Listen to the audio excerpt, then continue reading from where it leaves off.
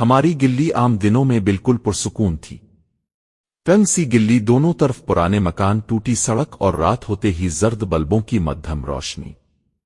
دن میں بچے کرکٹ کھیلتے، عورتیں دروازوں پر بیٹھی باتیں کرتی، مگر جیسے ہی عشاء کے بعد اندھیرا گہرا ہوتا گلی کی فضا بدل جاتی۔ گل کے بالکل آخر میں ایک پرانا گھر تھا۔ اس گھر کے دروازے پر ہمیشہ تالا لٹکتا رہتا، کھڑکیاں ٹوٹی ہوئی تھیں اور دیواروں پر نمی کے سیاہ نشان تھے۔ محلے والے کہتے تھے کہ یہ گھر خالی ہے، مگر کوئی یہ نہیں بتاتا تھا کہ کیوں خالی ہے۔ ام ہمیشہ مجھے نصیحت کرتی، مغرب کے بعد اس گلی کے آخر تک مت جانا۔ ہنستا اور کہتا، امی یہ سب پرانی باتیں ہیں۔ لیکن ایک رات سب کچھ بدل گیا۔ اس دن بجلی اچانک چلی گئی۔ گرمی اور خاموشی نے ماحول کو عجیب بنا دیا۔ میں موبائل کی ٹارچ آن کر کے باہر گلی میں آ گیا۔ سوچا ذرا ٹھنڈی ہوا لے لوں۔ گل سنسان تھی۔ دور کہیں کتے کے بھونکنے کی آواز آئی اور پھر خاموشی۔ اچانک چھن جی کوئی آہستہ آہستہ چل رہا ہو۔ چونک گیا۔ ٹارچ کا رخ گلی کے آخر کی طرف کیا۔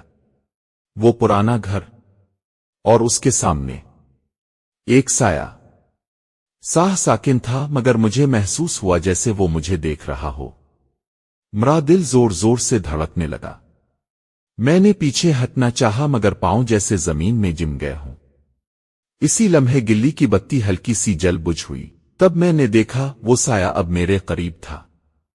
کوئی چہرہ نظر نہیں آ رہا تھا، بس ایک لمبا سا وجود اور عجیب سی ٹھنڈک جو پورے جسم میں اتر گئی۔ اچانک ایک آواز آئی، بہت دھیمی مگر صاف، واپس کیوں آئے ہو؟ میرا گلا خشک ہو گیا۔ میں چیخنا چاہتا تھا مگر آواز نہ نکلی۔ پوری طاقت سے بھاگا اور سیدھا گھر کا دروازہ کھول کر اندر آ گیا۔ دروازہ بند کرتے ہی پیچھے سے زوردار دستک ہوئی۔ ٹیک ٹھک ٹھک ام گھبرا کر اٹھ گئیں۔ کون ہے؟ نے کانپتی آواز میں کہا۔ امی، کوئی ہے باہر؟ مگر جب دروازہ کھولا گیا تو باہر کچھ بھی نہیں تھا۔ گل خالی، خاموش، جیسے کچھ ہوا ہی نہ ہو۔ اگل صبح میں نے محلے کے ایک بزرگ سے اس گھر کے بارے میں پوچھا۔ وہ لمحہ بھر کو خاموش ہو گئے، پھر بولے، برسوں پہلے اس گھر میں ایک خاندان رہتا تھا۔ ایک رات گلی میں کچھ ایسا ہوا کہ وہ سب گھر چھوڑ کر چلے گئے۔ کہتے ہیں جو بھی رات کو اس گلی میں زیادہ دیر رکے وہ اکیلا نہیں رہتا۔ میں نے پیچھے مڑ کر گلی کے آخر کی طرف دیکھا۔ وہ پرانا گھر خاموش تھا، مگر مجھے یقین تھا وہ مجھے دیکھ رہا ہے۔ گلی اس رات کے بعد میں نے گلی میں نکلنا تقریباً چھوڑ دیا۔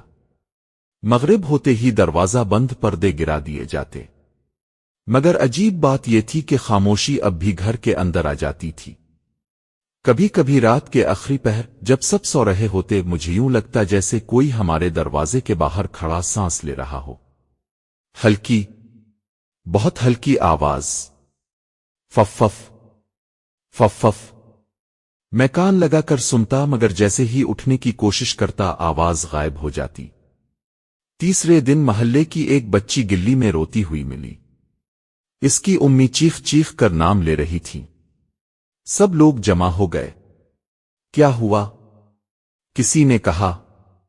یہ بچی کہہ رہی ہے کہ اسے گلی کے آخر والے گھر کے پاس کسی نے بلایا تھا۔ سب کے چہروں کا رنگ اڑ گیا۔ بچی نے سسکتے ہوئے کہا، ایک آنٹی تھی، وہ کہہ رہی تھیں آؤ، تمہاری امی بلا رہی ہے۔ اسی رات میں نے فیصلہ کیا کہ اب خاموش نہیں رہوں گا۔ میں جاننا چاہتا تھا کہ وہ پرانا گھر آخر ہے کیا۔ آدھی رات کے قریب میں ٹارچ لے کر باہر نکلا۔ دل زور زور سے دھڑک رہا تھا، مگر قدم خود بخود گلی کے آخر کی طرف بڑھ رہے تھے۔ جیسے جیسے میں قریب پہنچتا گیا ہوا ٹھنڈی ہوتی گئی۔ اچانک وہی آواز دوبارہ سنائی دی، آ گئے ہو؟ میں نے ٹارچ سیدھی گھر کے دروازے پر ماری۔ دروازہ کھلا ہوا تھا، جبکہ محلے والے کہتے تھے کہ اس پر ہمیشہ تالا لگا رہتا ہے۔ میں نے ہمت کر کے ایک قدم اندر رکھا۔ اندر عجیب سی بو تھی، جیسے بند کمرے میں پرانی نمی اور وقت قید ہو۔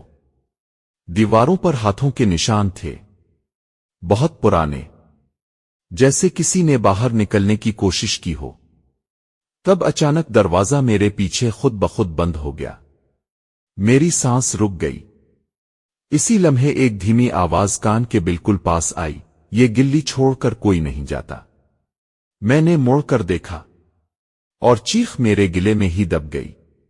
میں نے آنکھیں بند کی تو ہر طرف اندھیرا تھا۔ جب آنکھ کھلی تو میں اپنی گلی میں کھڑا تھا، مگر گلی بدلی ہوئی تھی۔ تمام گھروں کے دروازے بند، کھڑکیاں خالی اور سناٹا چیخ رہا تھا۔ اچانک مجھے احساس ہوا کہ میرے پیچھے قدموں کی آوازیں ہیں۔ میں مڑا تو وہی سایہ میرے بالکل قریب تھا۔ اس نے دھیمی آواز میں کہا، اب یہ گلی تمہاری ہے۔ اگلی صبح لوگ کہتے تھے کہ گلی کے آخر والے گھر میں ایک نیا سایہ نظر آ رہا ہے، اور میں کبھی واپس نہیں آیا۔